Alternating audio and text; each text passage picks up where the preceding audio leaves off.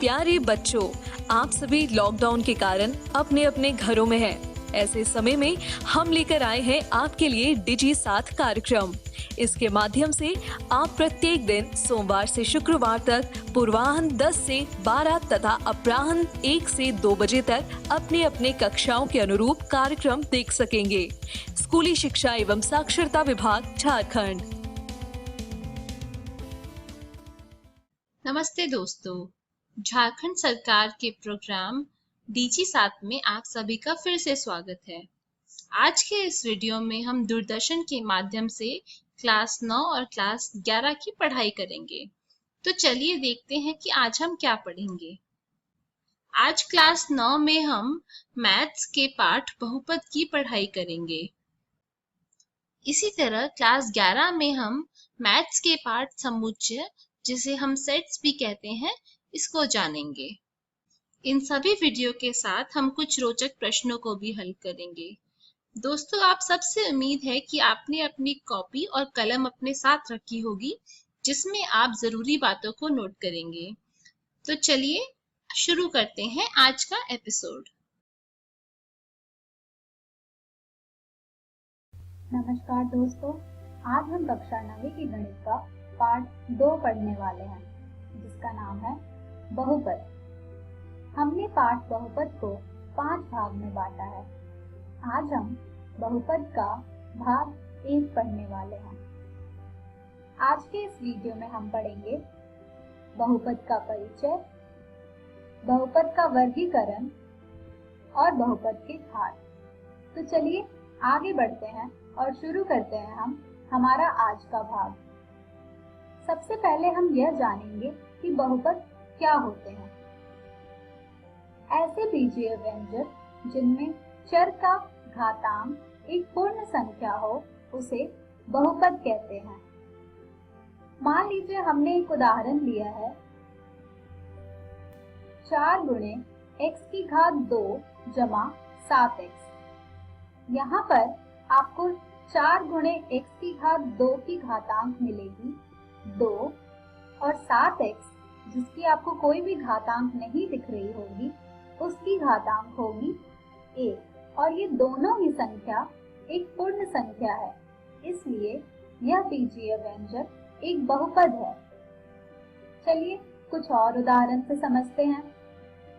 5 गुणे x की घात 3 घटा x की घात 2 जमा 8x। यहाँ पर 5 गुणे x की घात 3 की घातांक है 3, x की घात 2 की घातांक है 2 और 8x की घातांक है 1। और ये तीनों ही संख्या एक पूर्ण संख्या है, यानी कि यह बीजीय व्यंजक भी एक बहुपद है।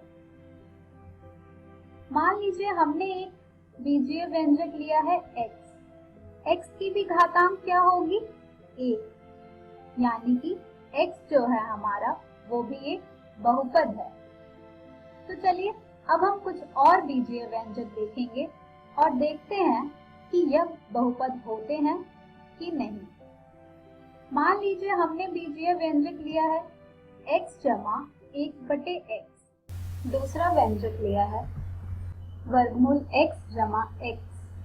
तीसरा व्यंजक लिया है y का घनमूल जमा y का वर्ग।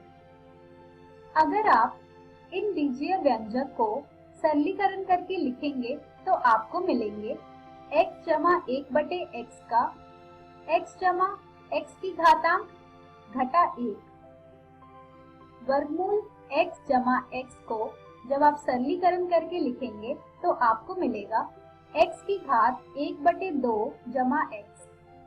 जब आप y की घनमूल जमा y का वर्ग को सरलीकरण करके लिखेंगे तो आपको मिलेगा y की घात 1/3 जमा y की घात 2। अगर आप इन बीजीय व्यंजक को सरलीकरण के बाद ध्यान से देखें तो आपको इनकी घातांक पूर्ण संख्या नहीं मिलेगी, जैसे घटा 1 जो कि एक पूर्ण संख्या नहीं है, 1/2 जो कि एक पूर्ण संख्या नहीं है, 1/3 जो कि एक पूर्ण संख्या नहीं है, यानी कि यह बीजीय व्यंजक बहुपद नहीं है क्योंकि इनकी घातांक एक पूर्ण संख्या नहीं है। चलिए अब हम जानते हैं कि चर किसे कहते हैं और गुणांक किसे कहते हैं। मान लीजिए हमने एक बीजीय व्यंजक लिया है 3 गुणे x की घात 2 जमा 8x। यहाँ पर x जो है हमारा उसे हम कहते हैं चर। चर यानी कि जिसका मान निश्चित नहीं है। और चर की बाईं ओर जो आपको एक अचर संख्या दिख रही है उसे हम कहते हैं गुणांक, यानी कि चर का अचर गुणज को हम कहते हैं गुणांक। अब हम बढ़ते हैं बहुपद के वर्गीकरण की तरफ। यह वर्गीकरण हम पद के हिसाब से देख रहे हैं, जो कि होते हैं एक पद, द्विपद, त्रिपद। वैसे बहुपद जिनमें केवल एक पद होता है उसे हम कहते हैं एक पद, जैसे 6 गुणे x की घात 2, 9 गुणे x गुणे y की घात 2, 6 गुणे z। ये वैसे बहुपद हैं जिनमें केवल एक पद है, इसलिए ऐसे बहुपद को हम कहते हैं एक पद। चलिए अब हम द्विपद का उदाहरण देखते हैं। 7 गुणे x की घात 2 जमा 6 गुणे x, 2 गुणे y की घात 3 घटा 5, 7 गुणे z घटा 9 इत्यादि। ये वैसे बहुपद हैं जिनमें दो पद है और दो पद वाले बहुपद को हम कहते हैं द्विपद। आइए अब हम त्रिपद के उदाहरण देखते हैं। 5 गुणे x की घात 2 जमा x घटा 3, y की घात 2 जमा 7 गुणे y जमा 1, 9 गुणे z की घात 3 घटा 8z घटा 3। ये वैसे बहुपद हैं जिनमें आपको 3 पद मिल रहे हैं, और वैसे बहुपद जिनमें 3 पद होते हैं उन्हें हम कहते हैं त्रिपद। चलिए अब हम एक चर वाले बहुपद को जानेंगे।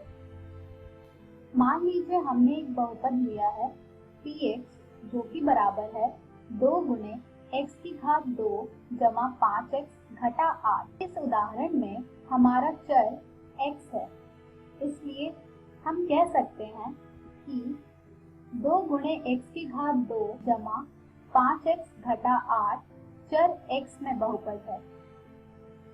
चलिए एक और उदाहरण देखते हैं।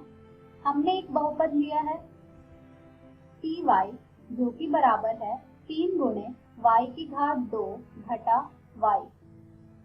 यह बहुपद में चर y है। 3 गुणे y की घात 2 घटा y चर y में बहुपद है। अब हम बढ़ते हैं बहुपद की घात की तरफ। बहुपद की घात क्या होती है? एक बहुपद में चर की अधिकतम घात वाले पद के घातांक को बहुपद की घात कहा जाता है। मान लीजिए हमने एक बहुपद लिया है px जो कि बराबर है 5 गुणे x की घात 3 जमा 6 गुणे x की घात 2 घटा 4x जमा 5। हमें इस बहुपद की घात पता करनी है। हमें इस बहुपद की घात बतानी है, यानी कि अधिकतम घात वाले पद के घातांक को बताना है। यहाँ पर हमारे पद की घातांक है 3, 2, 1, जिनमें से सबसे अधिक घात वाला पद का घातांक है 3, यानी हमारे इस बहुपद की घात होगी 3। चलिए कुछ और उदाहरण देखते हैं। मान लीजिए हमने एक बहुपद लिया px जो कि बराबर है 2 गुणे x की घात 2 घटा 4x जमा 3/2। यहाँ पर अगर आप हमारे पदों के घातांक देखें तो आपको मिलेगा 2, 1, जिनमें सबसे अधिकतम घात वाला पद है हमारा 2 गुणे x की घात 2, और इस पद में x की घात है 2, यानी कि हमारे बहुपद px की घात हो जाएगी 2। चलिए एक और उदाहरण देखते हैं। हमने एक बहुपद लिया है pu जो कि बराबर है 3/2u घटा 1। यहाँ पर हमारा अधिकतम घात वाला पद है 3/2u, जिसकी घात है 1, यानी कि हमारे बहुपद की घात हो जाएगी 1। अब हम बढ़ते हैं बहुपद के वर्गीकरण की तरफ, जो कि होगी बहुपद की घात के हिसाब से। मान लीजिए हमने एक बहुपद लिया Pu, जो कि बराबर है 5 गुणे u घटा 1, और एक बहुपद लिया Px, जो कि बराबर है x के। अगर आप इन बहुपद में देखें तो आपको इनकी घात मिलेगी 1, और वैसे बहुपद जिनकी घात 1 होती है उन्हें हम रैखिक बहुपद कहते हैं, अर्थात एक घात वाले बहुपद को रैखिक बहुपद कहा जाता है। चलिए कुछ और उदाहरण देखते हैं। मान लीजिए हमने एक बहुपद लिया Py, जो कि बराबर है y की घात 2 घटा 2, और Px, जो कि बराबर है 7 गुणे x की घात 2 जमा वर्गमूल 3 गुणे x जमा 5। अगर आप इन दोनों बहुपद में देखें तो आपको इनकी घात मिलेगी 2, और 2 घात वाले बहुपद को द्विघात बहुपद कहते हैं। अब हम बढ़ते हैं हमारे अगले वर्गीकरण की तरफ। मान लीजिए हमने एक बहुपद लिया है Px, जो कि बराबर है x की घात 3 घटा 2, और Px, जो कि बराबर है 2 गुणे x की घात 3 जमा वर्गमूल 3 गुणे x जमा 5। अगर आप इन बहुपद की घात देखें तो आपको मिलेगा 3, और 3 घात वाले बहुपद को त्रिघाती बहुपद कहा जाता है। तो ये था हमारा बहुपद का वर्गीकरण घात के हिसाब से। आज के इस वीडियो में हमने सीखा बहुपद का परिचय, बहुपद के वर्गीकरण, बहुपद की घात। हम हमारी अगली वीडियो में पढ़ेंगे बहुपद के शून्य। धन्यवाद।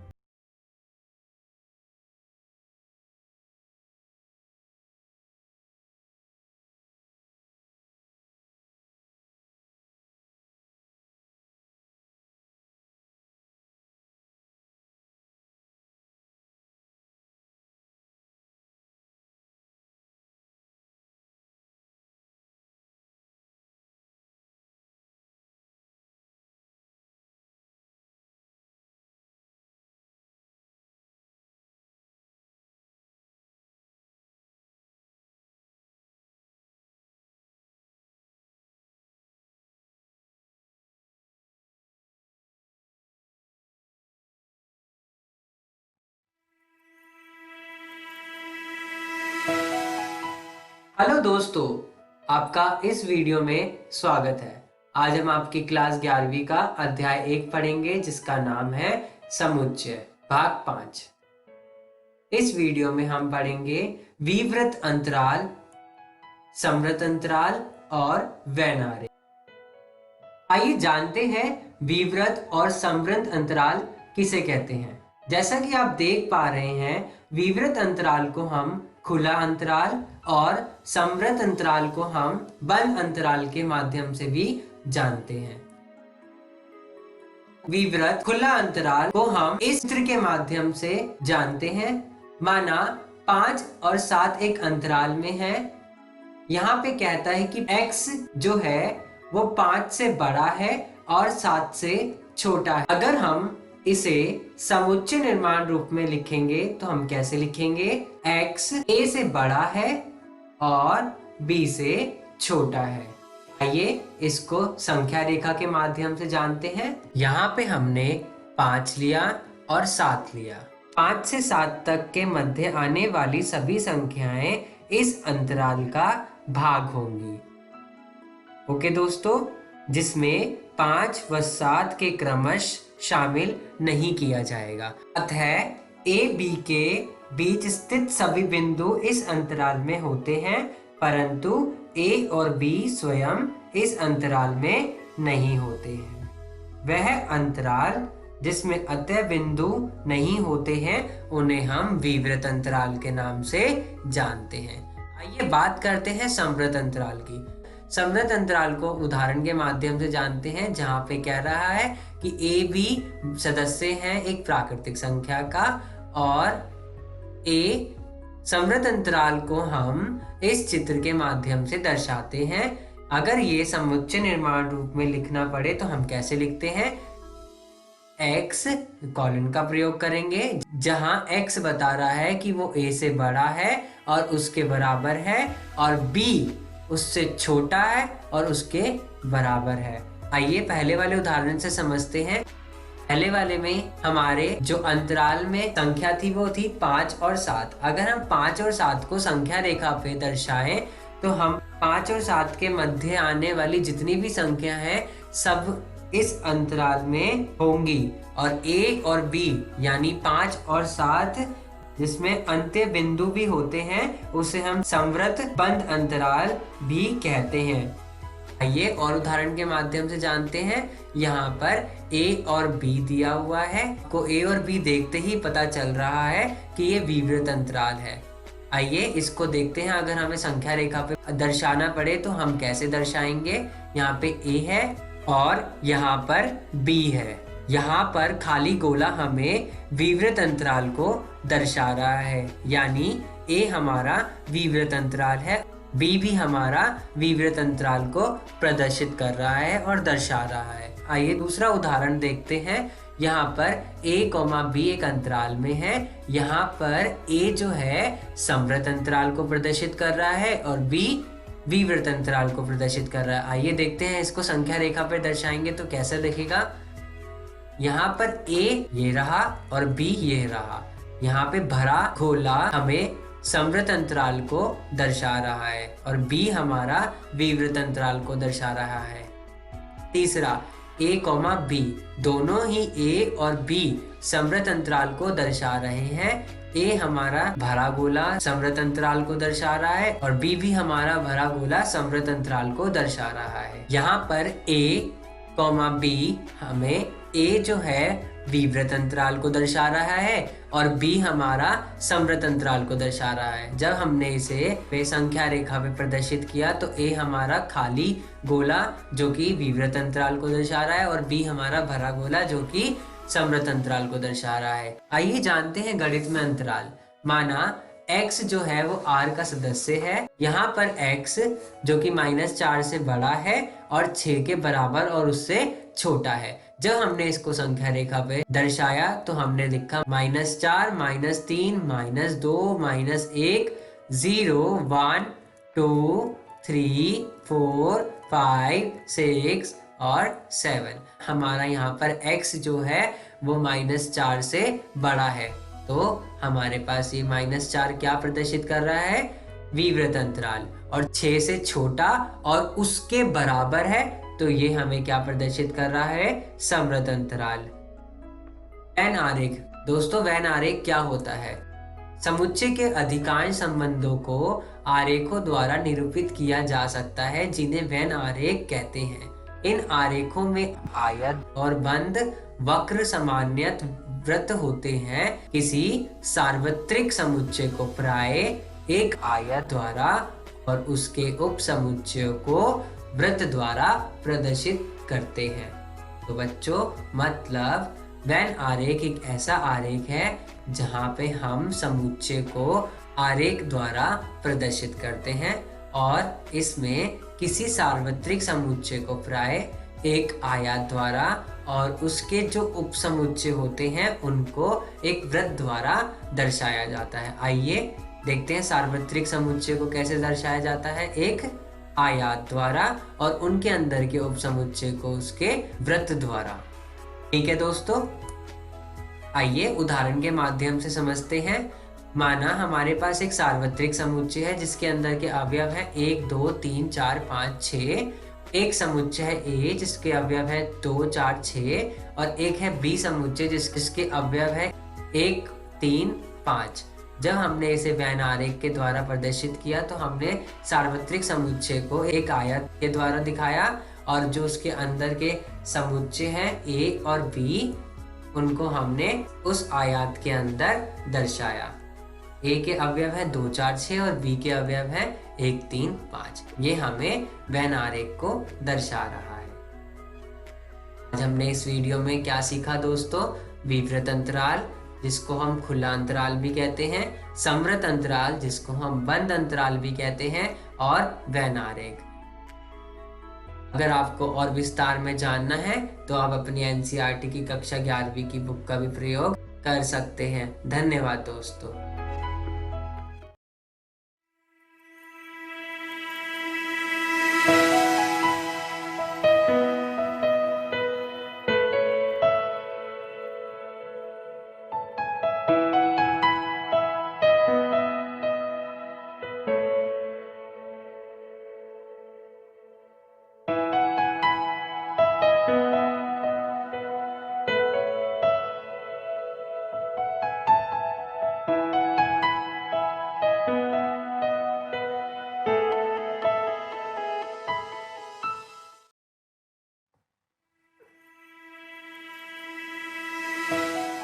हेलो दोस्तों, आपका इस वीडियो में स्वागत है। आज हम आपकी कक्षा 11वीं का अध्याय पहला पढ़ेंगे जिसका नाम है समुच्चय भाग 6। आज हम इस वीडियो में पढ़ेंगे समुच्चय पर संक्रियाएं और समुच्चय का पूरक।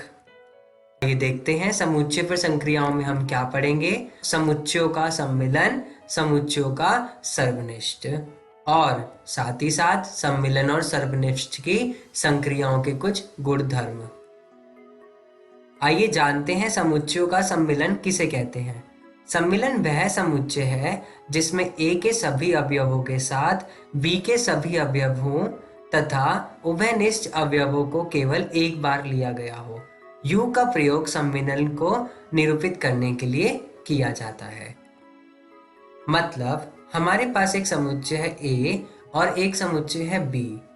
उन दोनों के अवयवों को एक साथ लिखने पर वो हमें समुच्चयों के सम्मिलन को दर्शाते हैं तथा उभयनिष्ठ अवयवों को केवल एक बार लिया गया हो। समुच्चयों का सम्मिलन करते समय जो उभयनिष्ठ अवयव हैं, उभयनिष्ठ अवयव का मतलब जो अवयव दो बार लिखे गए हैं, जो अवयव समुच्चय A में भी है और जो अवयव समुच्चय B में भी है, उन दोनों अवयवों को खाली एक बार लिया गया हो उसे हम उभयनिष्ठ अवयव कहते हैं। और हम लोग सम्मिलन को निरूपित करने के लिए इस साइन का प्रयोग करते हैं। ओके दोस्तों, आइए उदाहरण के माध्यम से जानते हैं। माना हमारे पास एक समुच्चय है A 2 4 6 8 और एक समुच्चय है B 6 8 10 12। हमें ये बताना है कि क्या A B का सम्मिलन है। हमने A के और B के समुच्चयों के अवयवों को एक साथ लिखा और हमें क्या ज्ञात हुआ? समुच्चयों का सम्मिलन, जो क्या थे 2 4 6 8 10 और 12। जब हमने A समुच्चय के अवयव को देखा उसके अंदर 6 और 8 था और B समुच्चय के अंदर देखा उसमें भी 6 और 8 था। ये हमारे कौन से अवयव हो गए? उभयनिष्ठ अवयव। हमें क्या करना था? उभयनिष्ठ अवयवों को खाली एक बार लिखना था। ओके दोस्तों, समुच्चयों का सम्मिलन समझ गए आप? आइए अगला प्रश्न देखते हैं। माना A हमारे पास एक समुच्चय है, उसके अंदर अवयव है A E I O U और B हमारे पास एक समुच्चय है, उसके अवयव है A I U। हमसे ये क्या पूछ रहा है कि क्या A B का सम्मिलन है या नहीं। A का सम्मिलन और A का सम्मिलन हमने B से जब निकाला तो हमने क्या लिखा? A E I O U, क्योंकि B के सारे अवयव A के अंदर पहले से ही हैं, तो हमें इसे दोबारा लिखने की जरूरत नहीं पड़ी। ये बात करते हैं समुच्चयों का सर्वनिष्ठ। समुच्चय A और B का सर्वनिष्ठ उन सभी अवयवों का समुच्चय है जो A और B दोनों में हो। प्रतीकात्मक रूप से हम इसे लिखते हैं A सर्वनिष्ठ है B का। मतलब ऐसे अवयव जो समुच्चय A में भी हो और समुच्चय B में भी हो उसको हम समुच्चयों का सर्वनिष्ठ कहते हैं।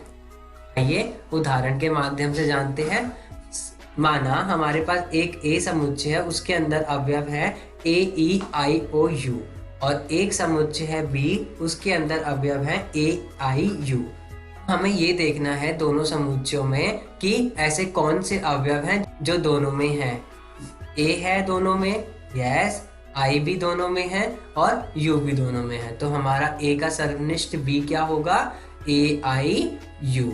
ओके दोस्तों, आइए सम्मिलन की संक्रियाओं के कुछ गुणधर्म की बात करते हैं। पहला, ए सम्मिलन अगर बी से है तो बी सम्मिलन ए के बराबर होगा। इसको हम क्रम विनिमय नियम के द्वारा जानते हैं। दूसरा, ए का सम्मिलन बी से है और ए बी के सम्मिलन के साथ अगर हम सी का सम्मिलन कर दें तो वो बराबर होगा बी और सी के सम्मिलन के साथ, और उसका सम्मिलन अगर हम ए से कर दें तो वो उन दोनों के बराबर होगा। तो ये हमारा कौन सा नियम है, साचर्य नियम। तीसरा, अगर ए का सम्मिलन हम रिक्त समुच्चय से करें तो हमें क्या ज्ञात होगा, ए समुच्चय। इसे हम कहते हैं तत्समक नियम। अगर हम ए का सम्मिलन ए के साथ करें तो हमें क्या ज्ञात होगा, ए समुच्चय। हम इसको कहते हैं वर्ग सम नियम। लास्ट, अगर हम सार्वत्रिक समुच्चय का सम्मिलन करें ए के साथ तो हमें क्या ज्ञात होगा, सार्वत्रिक समुच्चय। इसको कहते हैं हम लोग यू का नियम। सर्वनिष्ठ की संक्रिया के कुछ गुणधर्म। ए सर्वनिष्ठ बी किसके बराबर होगा, बी सर्वनिष्ठ ए के बराबर होगा। इसको हम कहते हैं क्रम विनिमय नियम। ए सर्वनिष्ठ बी और इन दोनों के सर्वनिष्ठ के साथ अगर हम सी का सर्वनिष्ठ कर दें तो वो बराबर होगा बी सर्वनिष्ठ सी के, और अगर बी सर्वनिष्ठ सी के साथ अगर हम ए का सर्वनिष्ठ कर दें तो हमारा वो दोनों बराबर होंगे। उसे हम कहते हैं साचर्य नियम। हम रिक्त समुच्चय का सर्वनिष्ठ ए के साथ कर दें तो हमें क्या ज्ञात होगा, रिक्त समुच्चय। अगर हम ए का सर्वनिष्ठ ए के साथ करें तो हमें क्या ज्ञात होगा, ए समुच्चय। इसे हम कहते हैं वर्ग सम नियम। अब आइए हम लोग कुछ नियम को आरेख के द्वारा समझते हैं। आइए अब बात करते हैं क्रम विनिमय नियम की। क्रम विनिमय नियम क्या होता है, अगर हमें ए सम्मिलन बी और बी सम्मिलन ए दोनों को बराबर दर्शाना है तो हम कैसे दिखाएंगे, पहले हम ए सम्मिलन बी को दर्शाएंगे। हमारे पास एक ए समुच्चय है और एक बी समुच्चय है, दोनों का सम्मिलन कर दिया। अब बात करते हैं बी सम्मिलन ए की। पहले हमने बी समुच्चय बनाया, फिर हमने ए समुच्चय को दर्शाया। जब हमने देखा कि ए का सम्मिलन बी के साथ करने पर और बी का सम्मिलन ए के साथ करने पर दोनों बराबर आते हैं तो ये हमारे क्या है, बराबर है। ए का सर्वनिष्ठ बी के साथ, आइए ए समुच्चय बनाया हमने और एक बनाया हमने बी समुच्चय। जो ये डार्क पोर्शन है ये हमारा क्या दर्शा रहा है, ए सर्वनिष्ठ बी। ऐसे ही अगर ए सर्वनिष्ठ सी चाहिए हमें तो हमें कैसे पता चलेगा, ए का समुच्चय बनाया फिर सी का बनाया, और जो ये बीच वाला पोर्शन है डार्क वाला ये हमें क्या दर्शा रहा है, ए सर्वनिष्ठ सी। बात करते हैं ए सर्वनिष्ठ बी और ए सर्वनिष्ठ सी का सम्मिलन। पहले हमें ये क्या दिखाना है, ए सर्वनिष्ठ बी।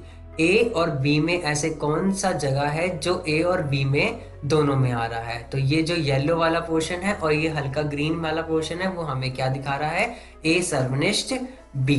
अब ऐसे अब हमें क्या दर्शाना है, ए सर्वनिष्ठ सी, एक ऐसा पोर्शन जो ए में भी है और सी में भी है। तो ये हल्का पीला कलर और पीला कलर हमें क्या दर्शा रहा है, ए सर्वनिष्ठ सी। हमें इन दोनों का सम्मिलन दर्शाना। अगर हमें दोनों के सम्मिलन को दर्शाना है तो सारी जगह आ जाएगी जहां पे हमने कलर किया हुआ है। जैसे ये सारी जगह ये हमारी क्या दर्शाएंगी, ए सर्वनिष्ठ बी और ए सर्वनिष्ठ सी के सम्मिलन को। ओके दोस्तों, आइए अब बात करते हैं समुच्चय का अंतर क्या होता है। माना हमारे पास एक ए समुच्चय है 1 2 3 4 5 6 और एक समुच्चय है बी 2 4 6 8। हमें ज्ञात करना है क्या a माइनस बी क्या होगा, कि a माइनस बी, a समुच्चय को अगर हम b में से घटा दें तो हमें क्या ज्ञात होगा। जब हमने एक समुच्चय के अंदर से b के समुच्चय के अवयवों को हटाया तो हमें ज्ञात हुआ 1 3 और 5। कैसे, a के समुच्चय कौन कौन से थे, 1 2 3 4 5 6। b समुच्चय के अवयव कौन कौन से थे, 2 4 6 और 8। जब हमने बी समुच्चय के अवयव 2 4 6 8 हटाए ए समुच्चय में से तो हमें क्या ज्ञात हुआ, 1 3 और 5। ओके दोस्तों, अवयव 1 2 3 समुच्चय ए में है किंतु बी में नहीं है, तथा बी को अगर हम a से घटाएंगे तो समुच्चय 8a में नहीं है, तो हमारे पास क्या बचेगा अवयव 8।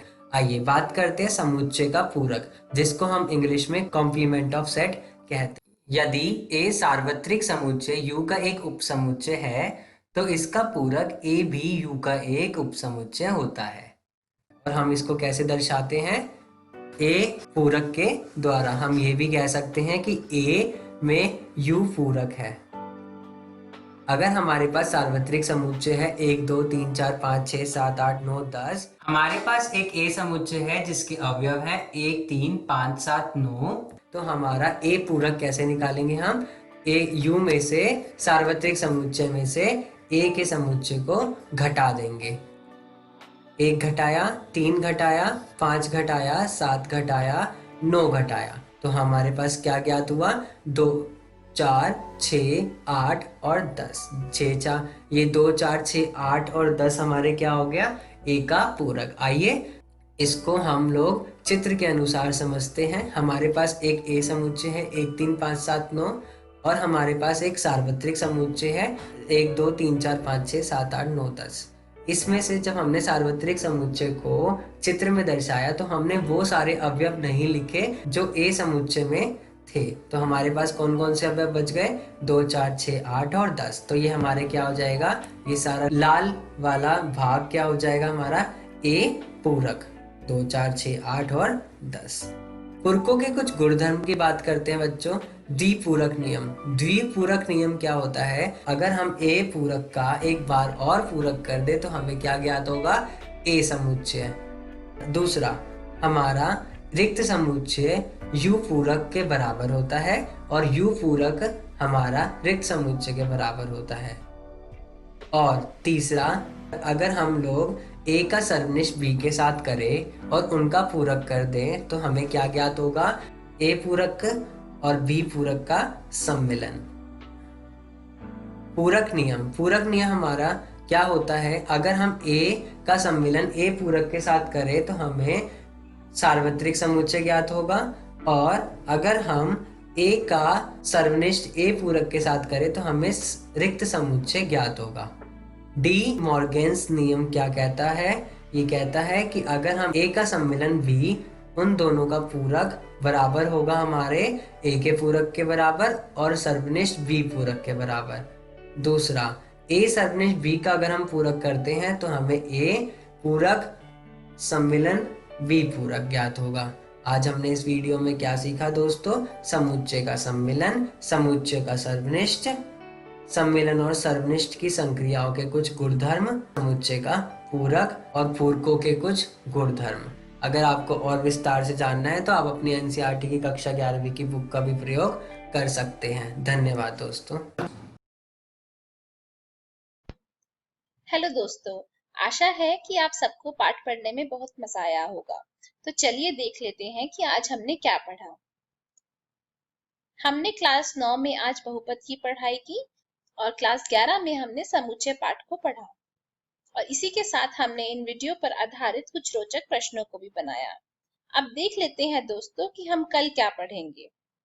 दोस्तों, क्लास 9 में हम गति के पाठ को पढ़ेंगे और क्लास 11 में हम मात्रक और मापन को पढ़ेंगे।